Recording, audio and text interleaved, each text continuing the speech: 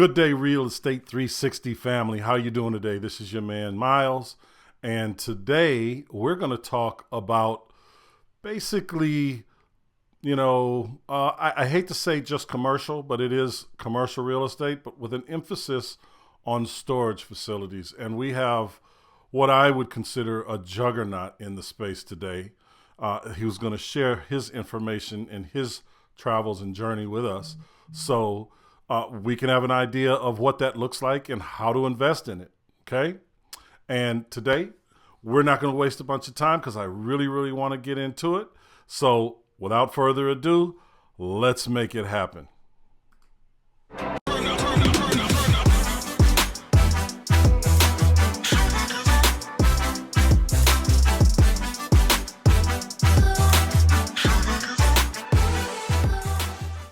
All right, y'all, here we go. We are here today with Scott Krone.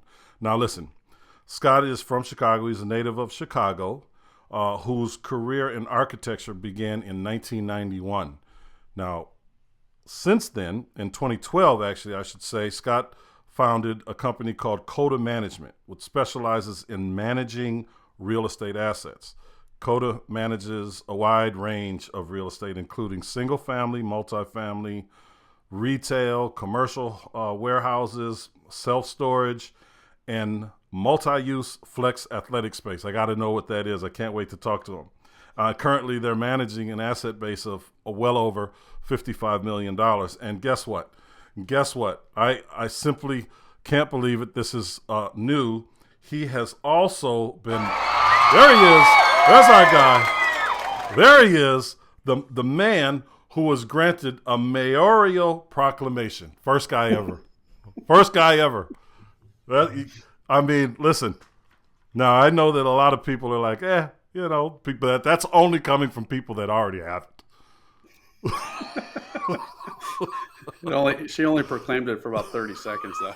Hey, you've got the key or the plaque. It's all good. It's a lifetime for you, It's a lifetime. And but listen, that is an achievement. That means that you're really making moves, not just in your community, but, from our conversation and from what I've read about you, all across the Midwest, branching now all the way to the East Coast, probably going to conquer that north and south from there, I would imagine.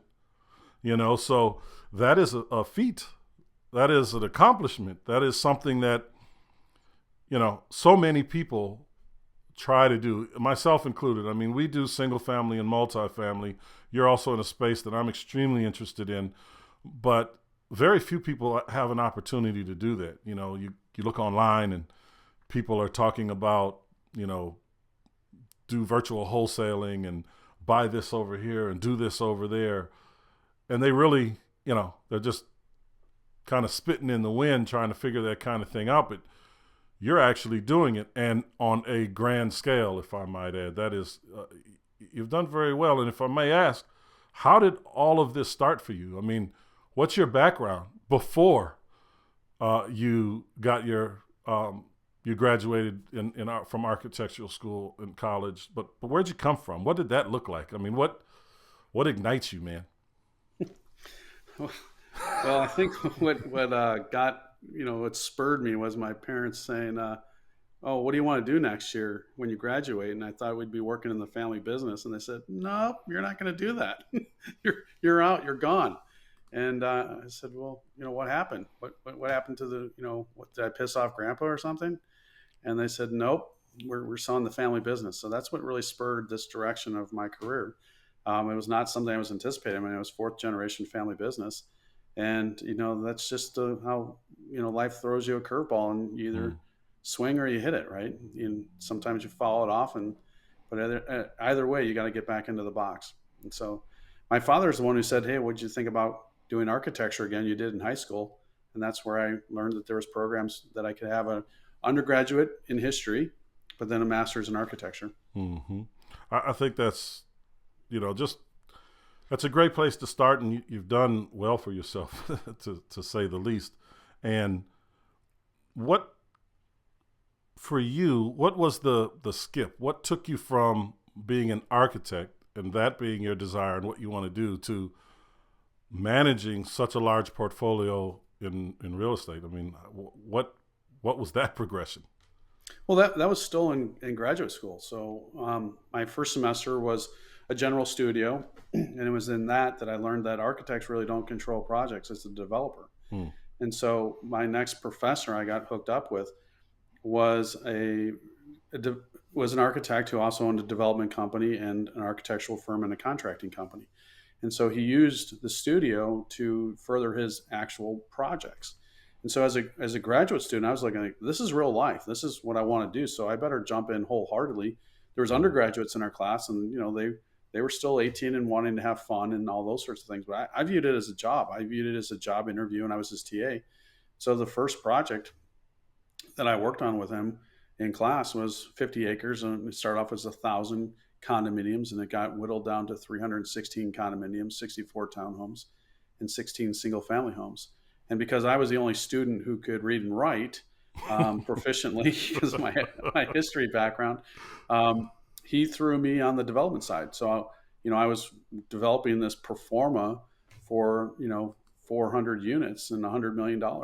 And so, working out all the financials and working on the loan docs, condominium docs, and all those sorts of things. That's incredible, man. And then so you kind of went like right in. I mean, like for most people that I mean that's a big project. I don't care how you cut it. That's a big project for Yes. anybody, right? That's a big Yeah. project. Most people don't get. That's not where they start. That's not at all where most people start. Myself, I started literally at the bottom, right? And Oh, built. believe me, I was at the bottom. I mean, Yeah, yeah, yeah, yeah. It's two different kind of bottoms, though. You know what I mean?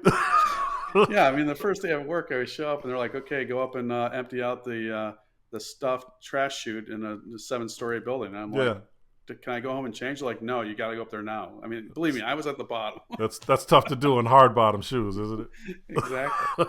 And you, at some point, you wind up investing in distressed assets. What did that? Because obviously, we know in any value add situation, there's the potential to make good money, have a good life, and is that what your natural progression was? Well, what led you? I mean, how did you get into the distressed assets, and what were those distressed assets?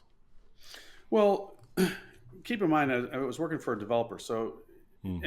any type of property that you're looking to change the program is undergoing a little bit of distress, if you will. So, for instance, if you buy a single family home and you put a second story on it, it's distressed because it's not market value, right? It's below the potential of the market value, and people aren't able to get as much money for it because it doesn't have what the potential of the property is. So, when we use the word distress, people think of like foreclosure. They think of all those sorts of things. But just means that it's not utilizing the best potential of the property.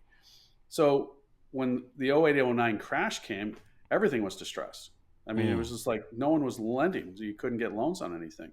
So prior to that, we were taking underperforming properties and fixing them on a personal level. We were moving every 2 years, buying a smaller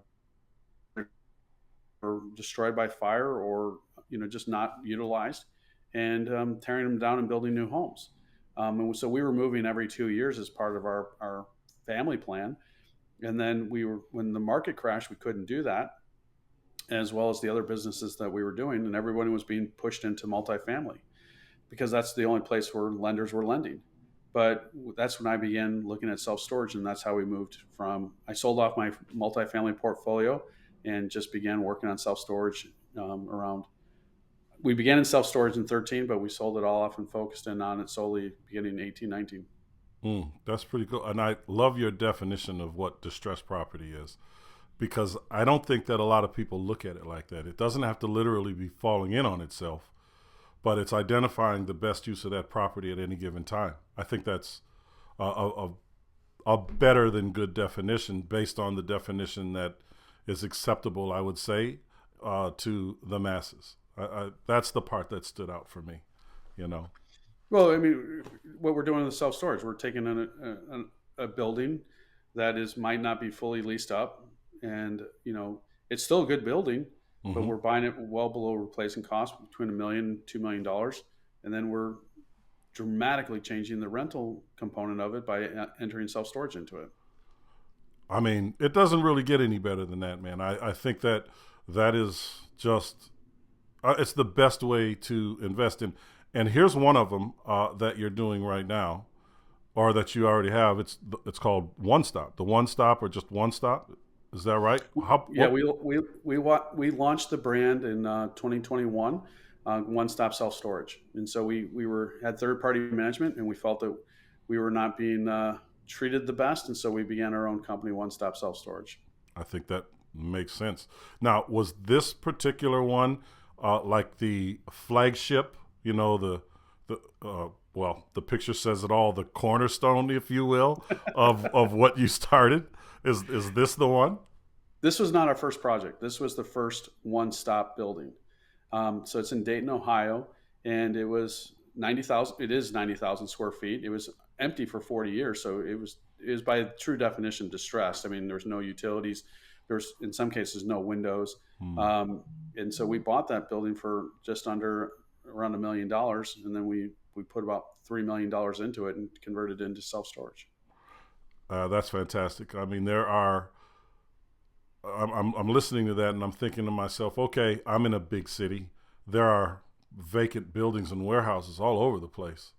You know, those are opportunities if you know what to do. Having the idea is one thing, executing it is another. And for a lot of us that don't have the know how, you know, we don't have anything more than an idea like, oh, I think that would be great for self storage. It's just sitting there, you know, what do I have to do? How could one that just has the idea begin to move forward in something like that? They've spot. I'm talking about me right now, but I know there are other people that are listening to the exact same thing. How does one jump into? Look, I know that there's this big, massive place over here. It's 3 stories. It's been empty. It's got access to main roads, so people can get out pretty easy. You know, how does one go about? I mean, buying the property is one thing. Getting it developed with no know-how, what does somebody need to do? Because I heard you mention a third party. How does that all play out? Well, I think the first thing is understanding what the property can do, and that, a lot of that is based upon the zoning.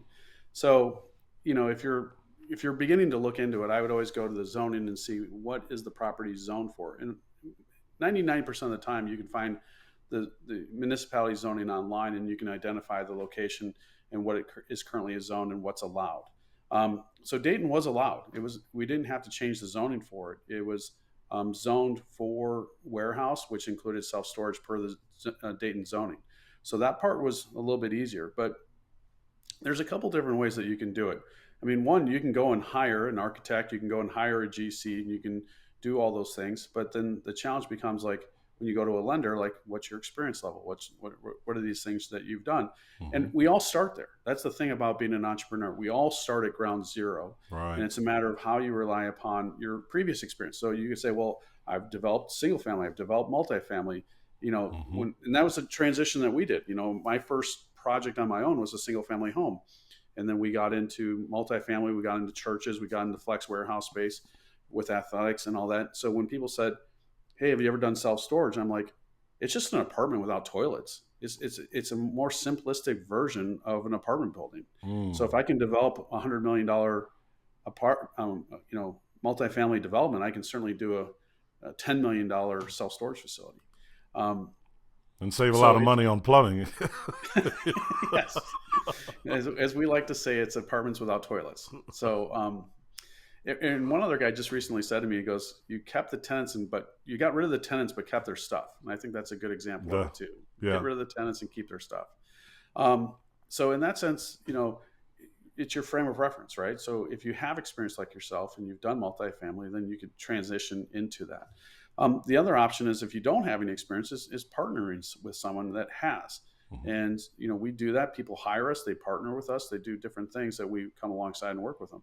And we've done that with single family, we've done it with multifamily, we've done it with self storage. People would come to us and say, "Hey, I want to build a new house. I don't know where to begin," and we would help them identify a lot, tell them how much they could build, tell them how much it's going to cost, put together the whole financial performance for them, and they would give it to the bank. They would get their loan, and then we would begin the whole development process. It's the Yeah. same with self-storage. I like that because I know that when I got my first multifamily, I knew that you kind of had to build up to getting these things. So I had a bunch of single family stuff. And then I went in and started buying, 6, 8, and 10 unit buildings to fix them up, cut my teeth, if you will, and understand exactly how I wanted to operate. What kind of an operator was I going to be? But when I sold those, and the first building I went to was a 96 or 98 unit building, and they said, "Hey, you don't have any experience for this kind of thing." But I had 45 units. I'm basically doubling. They were like, "Yeah, but those were individuals. So the largest thing you had was a 10 unit. This is almost 10 times the size. You don't have the experience." So I had to go get a sponsor, and I had to give, a pretty large sum away to no matter who I spoke with. At first, I thought, this is crazy. You guys want what for what? And they're serious, and it didn't matter who you went to. The first guy I went to said, "Look, kid, you'll be lucky if we give you 20%." And my mind Gee, was thanks. blown, Can I have another? and my mind was blown. I mean, there were some concessions. I wound up doing a deal where I was 40% in, but I went to my mentor at the time, who told me, "Yeah, man, 20%, maybe 30, but we'll give you 40% plus a buy fee, and that's it, and you're going to have to be involved in the operations," which I wanted to do anyway. So that was great. But what that did for me was, even though I felt as though I had the experience, and I had some experience, but it made it so much easier for me moving forward to buy bigger, more, without having to have a sponsor, because Absolutely. it's your experience really that they're looking for. It's your experience. I had a deal that was too big for me that I brought to someone else. I won't say their names, but they've got a big multifamily podcast. And I found this deal and I sent it to them because I knew I wasn't going to be able to get it, and I didn't want to waste a bunch of time going to get another sponsor. I'd rather just basically wholesale this thing off, or maybe keep a small percentage of equity moving forward, and they do everything. And they jumped on it. I put down my earnest money. They jumped on it, said, "Hey, we're going to do it." Long story short, this was almost a 400 unit building. Even though they were managing at the time 1,400 doors, their largest building was only 130 doors. So it was the same thing with them, even though they had a huge portfolio. Now, the caveat there was they would allow them to put down more money, basically drop the LTV on them, and they would do it. But they just decided not to do it. They did cover my losses, though, to their credit. They did cover my losses on the earnest money. But I found that a very interesting thing with banks, especially for those that are starting out or growing. And so I do understand for sure the importance of having a sponsor. And for everybody that's listening, you're not giving anything away. You're focusing on what you want to do tomorrow by investing in yourself today. That's how I look at it. Absolutely. I mean, that's a big debate. Like in the bigger pockets forums, like, do you pay for a mentor? Can you just, pick it up reading podcasts or blogs or this and that? Sure, you can learn a lot, but you're not going to learn all that you need to do. And, that's where I think the value of having a mentor is really critical. I couldn't agree with you more. You're either going to get there fast or you're going to get there slow. Can you spend a lifetime on YouTube figuring it out? Yeah, sure, maybe. You get what you pay for. But you don't want to pay anything. You're going to have a lot of pain in your life. It's going to take you a long time. And I witness it all the time.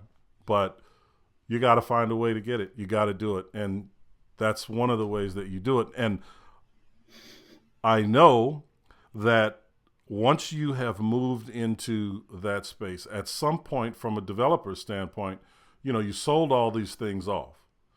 But as you moved into other aspects, managing all this real estate, developing these things, at some point before that, you said, "Hey, we need to develop some passive income, and we need to find a way to make it appetizing, appealing to the investors that we will inevitably need. Can you talk a little bit about that, your process in terms of not necessarily getting investors, but showing them how this passive investment is going to, do well for them? Well, when I was 28, I started my own company, and I was trying to buy a property for $300,000, and we wanted to tear it down and build a new home and sell it for over $1 million.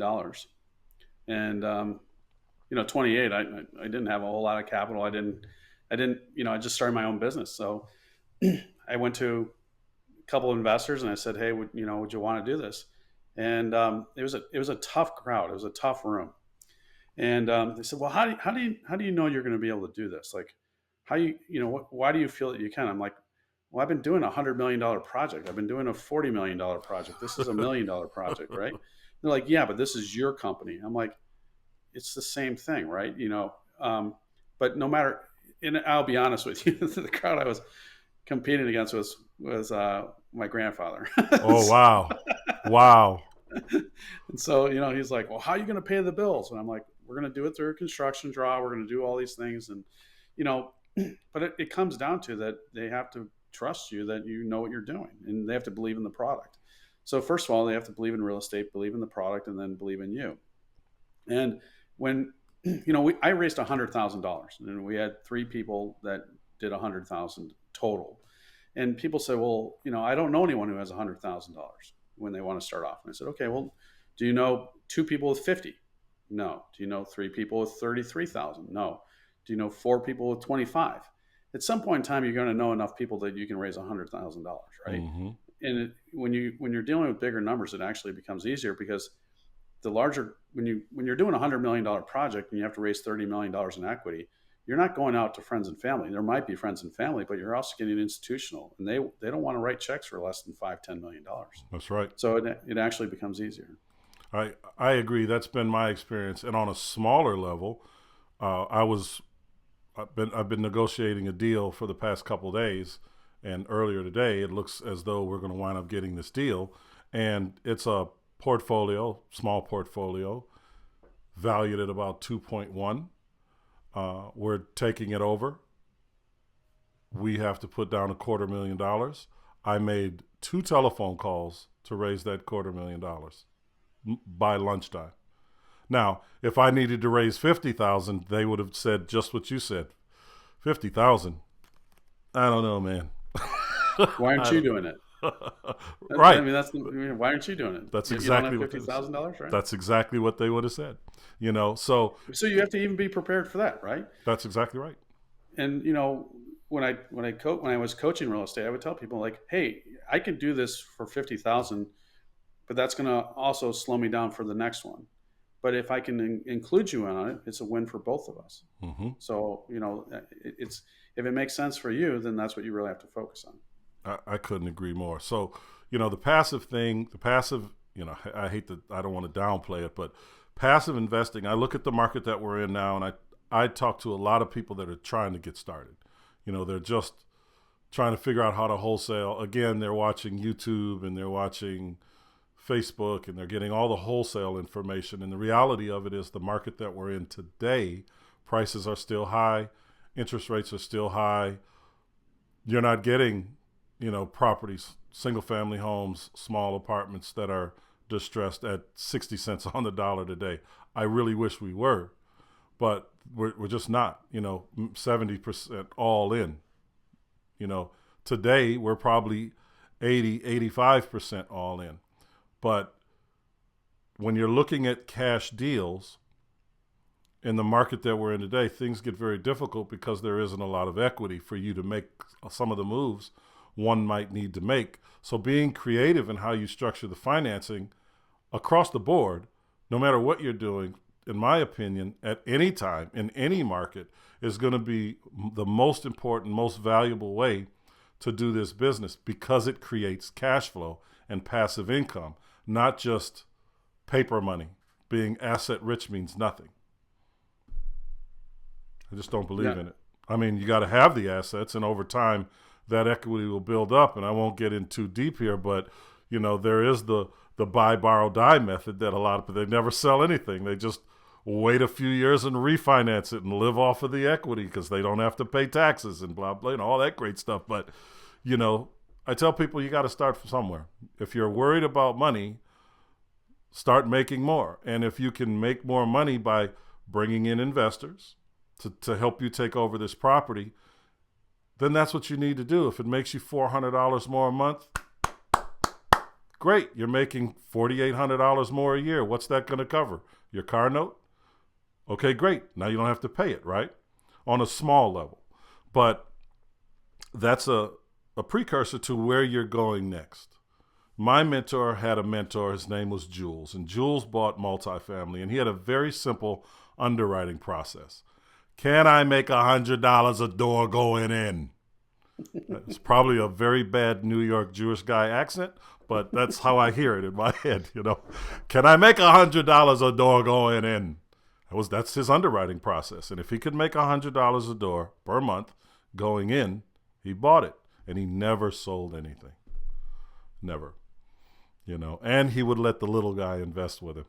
He said, Myles, you got $50,000? This is my very first. I was an LP on this deal. It was a 600 unit building they were buying in Florida. Myles, you got $50,000? Yeah. Okay, give it to me. You're in the LP, but you're going to work for free. Okay, fine. I mean, where do you get an education? A better education, I should say.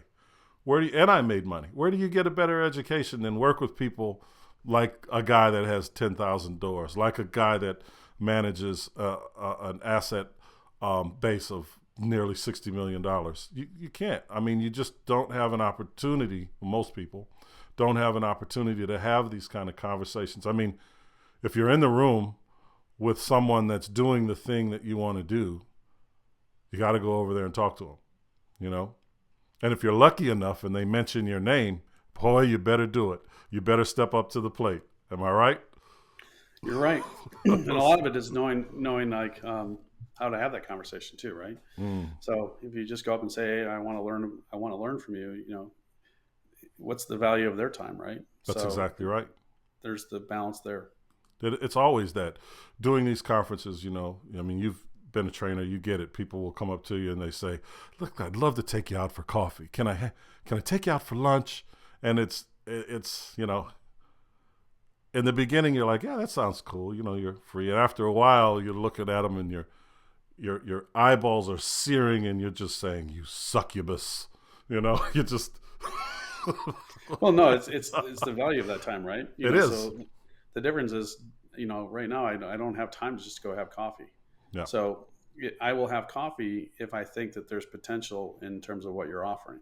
Yeah. And it sounds, it's not supposed to be like an absorb, but the offering is, am I getting value not just monetarily, but am I getting value from intrinsically? Am I getting value for enhancing my relationship with you? There's got to be more than just a one-way dialogue of information. And people are like, oh, I'll do whatever you want. Well, you don't know what I want, right? So it's impossible for you to satisfy that unless you have that's where developing a relationship and building a conversation is the forefront to having those deeper conversations. I couldn't agree with you more. It's always about adding value. How can you add value? I talk about how you introduce yourself all the time by telling people what you do and how you can add value right away. And from there, you simply do it. If you can add value before you receive, and think about it, even from an investment perspective, you're buying an asset that's distressed.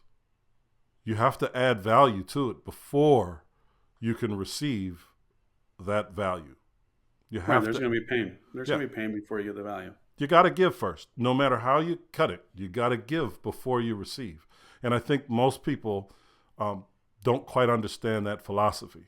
They just in any way that you try to explain it to them. So you got to break it down. Hey, listen, you bought that house to make money. You didn't make money when you. I get the old adage. You make your money when you buy the real estate. I get it, but like you said, you've got to go through that pain of adding the value to that asset before you can actually realize the gain.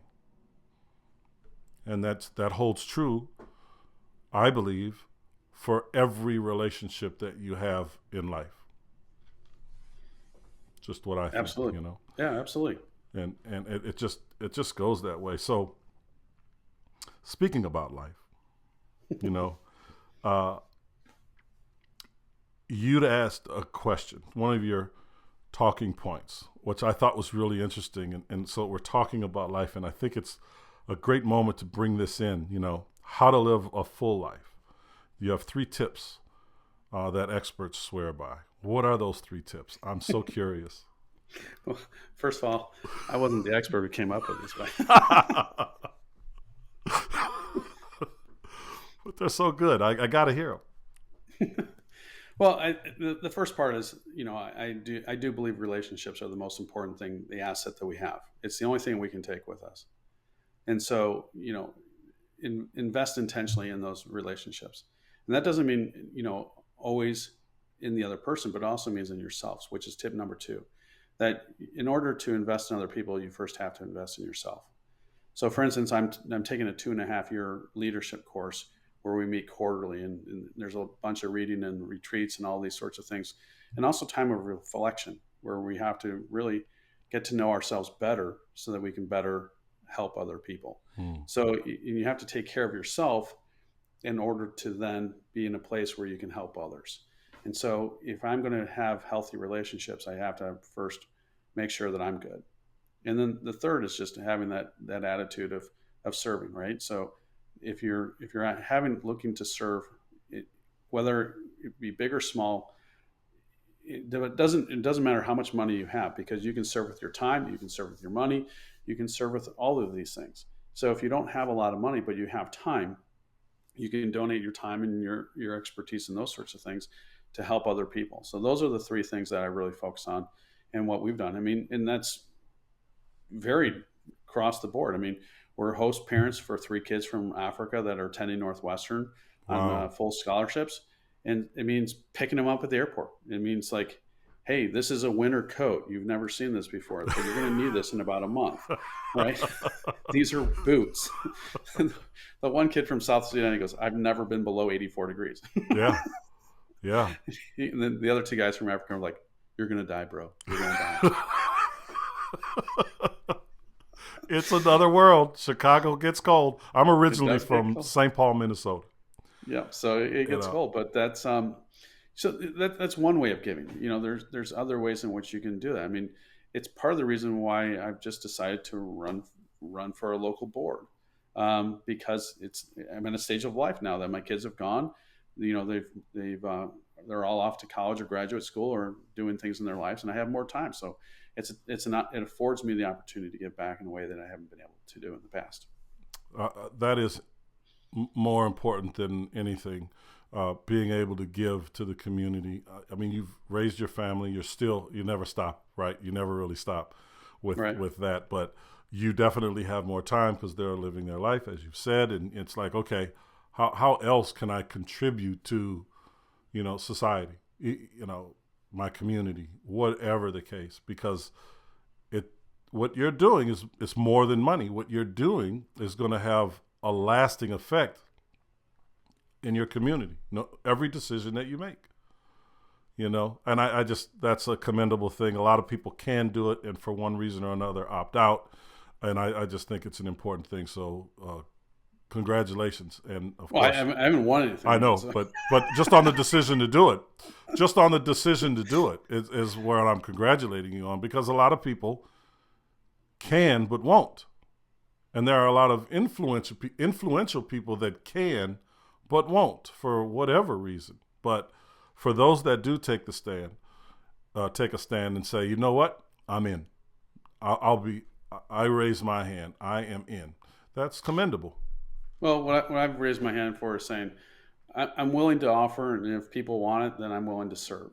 You know, I'm not looking at it as a career. I'm not looking at it as the next step in terms of political aspirations. It's just something I feel, and that to get to that point, if I'm taking this story whole full circle, working on myself, learning to discern, sitting with it, going through the process, and then coming to a point saying, okay, I'm willing to take that step forward and let's see what happens. right? As opposed to like, I want to do this, I have to do this, or I'm going to try to control it.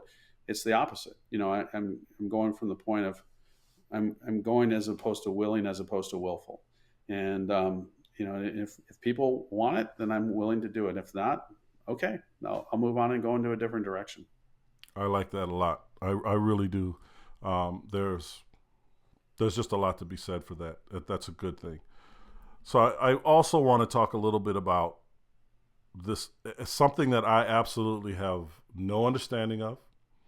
I have put in a little time. I've gone down a couple rabbit holes only to come out of it with more questions than I had when I went back in, when I went in initially. And that is this whole blockchain cryptocurrency thing.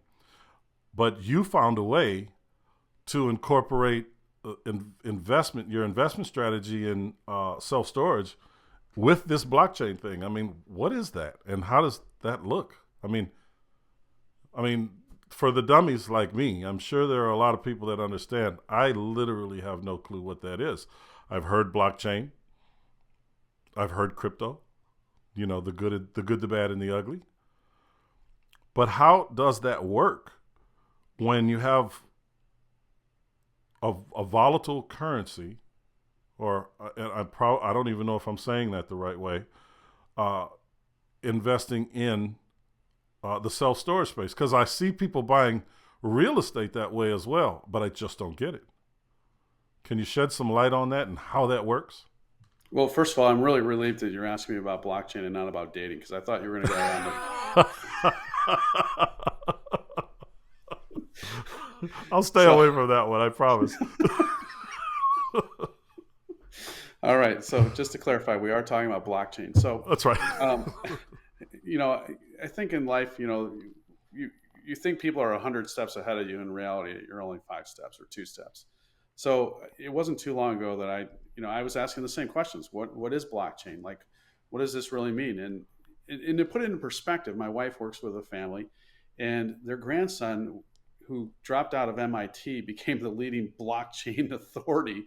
Wow. And companies were flying him across the world to talk about blockchain. And here's this kid that dropped out of MIT, right? Wow. So, I don't feel too bad that, because I'm a little bit older than him. You are as well. We don't get this stuff. But no.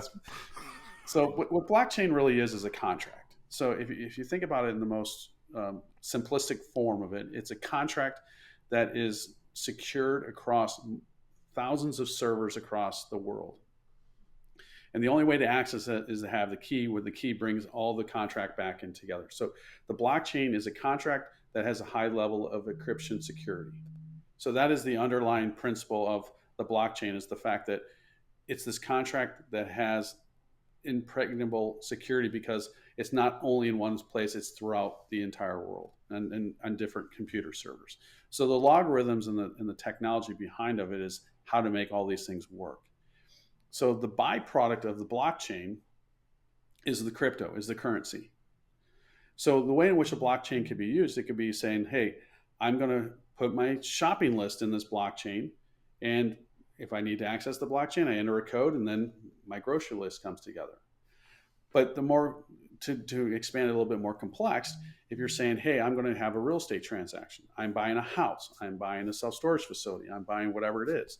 It's just like a title company. You're going to have the seller coming into the contract, you're going to have the buyer coming into the contract, you're going to have equity coming in, you're going to have debt coming into it, and the attorney's reviews. And when all those things are complete and filled, then the blockchain is enacted and the transaction is processed.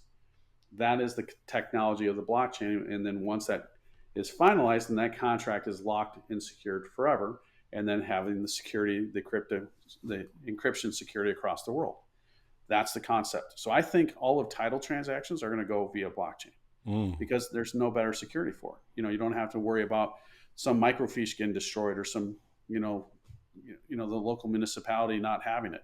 You could display what you want in terms of the transaction, but the rest of the details are always secure in that technology.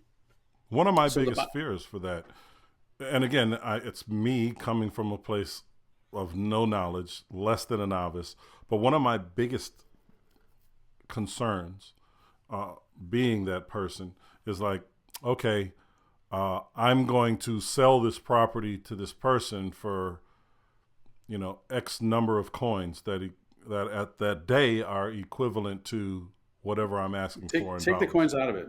Okay. Take the coins out of it. Okay. Okay. It could be you're selling a property for $100,000. So when the $100,000 gets deposited, the deed goes out. Mm. Okay. Okay. So it's whatever you write into the contract is what happens. So when these conditions in the contract occur, then the transaction happens. Got you. So when you receive it, it's realized. You're not actually holding it in a cryptocurrency. It's realized. That 100,000 is realized. Exactly. So Okay. just think the blockchain is just that. The byproduct of the blockchain is, in order to get it going, is a coin. Okay, so when you hear mining for coin, Yeah. is that they're mining for dollars to create a coin. In exchange, you get a token, a coin, to have this blockchain technology in existence. So each of the blockchains have a specific purpose of what they're trying to accomplish. So behind the Bitcoin, behind the doggy coin, behind all these other coins is a specific function or specific thing that they're trying to sell. Hmm. Most people don't realize it. It's like the stock market. You could be buying, GE stock, but you never buy a GE appliance. Right. Okay. All right. That makes Okay, sense. does that make sense? Yeah. Yeah. Like I don't really care what the company's doing. Is the stock's going up? I'm happy. Yeah. But you don't know the fundamentals of the company, right? And that's a little bit what happened recently with the whole transaction. I mean, the guy was taking the coins and not underlying with the business behind it. So what we're doing is we're saying that the coin is going to be part of the business of the blockchain. So the blockchain is going to be for the investment transactions. So people that have coin can convert it either into a specific coin or cash and invest in this self-storage, either microly or as the equity or debt, and then they can become part owner of the self-storage facility. Hmm. So there's Okay. really no difference in terms of how they're owning it. It's just how they're investing in it. Correct. But the byproduct of creating this blockchain technology is the store coin. So as the assets grow in value, the coins will grow in value. So people that have crypto that want to have a tangible hard asset can invest in this store coin and convert some of their crypto into real estate. So the stronger the real estate, the The stronger stronger the the coin. foundation of the coin. Right. So then Amazing. if people want to then pay to come rent, they can either pay in coin or they can pay in cash. And the more they pay with coin, yet again, it strengthens that particular coin. Yes. But also, we're having a network of self storage facilities. Like, remember when Visa first came out, they would have the Visa sticker. Mm-hmm. Okay. We will have the store coin sticker. So if people want to move from one facility in one part of the country and they move to another part of the country, and this other facility is part of our association or our group, they'd be able to transfer their coins to that other location. I find that very interesting. It Is makes that sense. Yeah. now does it make more sense in terms of understanding the concept? Yeah, that does make more sense. So, as far as investing, I mean, you're really opening this up to a whole group of global investors that wouldn't otherwise maybe look at this as an investment, or maybe they're looking for it and can't find it. Exactly. Wow. That's one of those moments where you just go, for me In, anyway. in, in the one sense, in the one sense, it's crowdfunding at its purest form because it's based upon a token, a coin. So however many coins you want to invest in. that that's really solid. So if anybody is, I know a few people that are just dead set on this. I know some folks that they run their podcast, they're doing this, that, and the other, and however they're making the magic happen, they're making the magic happen, right?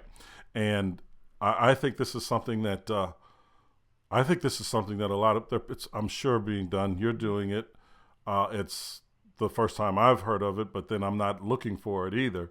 But I think that is a really strong way to not just make tomorrow money in the real estate, but to have a solid base in those. I see it. I mean, they're both going up in value based on this asset that we know is going to go up in value. To me, what the excitement is, I think this is going to be the direction of how all real estate transactions are going to go. So we're trying to be at the forefront of that, because I think it will dramatically change title companies. And everybody uses a title company. Every real estate transaction, well, I shouldn't say every, most 99% of the transactions go through a title company. Mm-hmm. You're changing a deed, you're recording a deed, a mortgage, all these documents are going into it, right? Mm-hmm. And so the fundamental behind it is that all will be done through blockchain versus a local title company. Yeah, that is, wow. And that can grow your business exponentially. I mean, you see these folks, and forget the people that are, going to jail right now for whatever they did, because that wasn't crypto. That was something different. That was how they were trading it, from what I understand. Right. So that would be the equivalent of that would be if you're, shorting the market on purpose or something like that. Right. Improper trading. Yeah, exactly. So people still have their coins. People still have their cryptocurrency in whatever form it is. And with this, I mean, maybe I'm oversimplifying it here, but you can create, which I'm assuming that you're doing, your own coin that you're doing whatever with, and folks are buying into that, and you're strengthening that coin through this real estate, which ultimately just invites other investors from all over the world to come right onto your platform. Yeah, the coin that we're creating is called STOR, STOR. So instead of Bitcoin or Doggy Coin or whatever it may be, a Cardonian or whatever, it will be STOR. And that's yours. You own it. You control it for the most part, and just build on it from there. When people buy it, they will have their share. They will own their coin, right? Yeah, absolutely. But the reason why we're doing it is for the blockchain technology. And you're doing it specifically for that. Right. Man, that's that. I'll have to have more conversations with you about that one, because it's interesting. It's something I think I and other people, because it's not going anywhere. And if we don't spend some time learning about it now, we're going to get lost. We're going to be the old guy on the beat up lazy boy, being mad at the world because it passed them by because they didn't figure out something that everyone is doing. What do you mean I can't spend this $1 on what I need? I don't have a coin. I don't know what that is. A wallet. What are you talking about? Here's my wallet. That's my exactly. That again is my. Just don't lose your 26 key password that you get 9 attempts, right? Oh, I heard about that guy who lost his, and it was worth hundreds of millions of dollars or whatever. Yeah. It's incredible. I couldn't imagine. So I got to ask you another question in closing, because I don't want to drag it on too long. I want everybody to get a lot out of this. But let me touch on this for a second. The contact information that I have for you is skrone at CodaMG, CODAMG.com. And then that would be the best way for the listeners that are hearing this, if they wanted to find out more about investing in storage facilities passively, or the blockchain information that we talked about, or whatever investment options they got. If they want to partner with you on something they're thinking about, that would be the best way for them to get it, right? To get to you. Yeah, that works. And the other thing is, if someone references this show, we will also give them a gift, 2 gifts. In fact, one is a feasibility study that we did for one of the properties that we did. So it explains why we chose to do self-storage at that location. And then the other one is a self-storage deal analyzer. And so we're happy to pass on those things for anyone who referenced the show. Perfect. I will definitely put that out there. I thank you for that as well. So I got to ask you a question, because I think this is important. Because we had some pretty good conversation today about relationships in particular, and how you're going back to dating now. Yeah. Because it's all relationships, every bit of it. But I have a great question. I sit back and I have these moments of clarity, and I have to write it down. And I think this one is perfect for this conversation. You ready?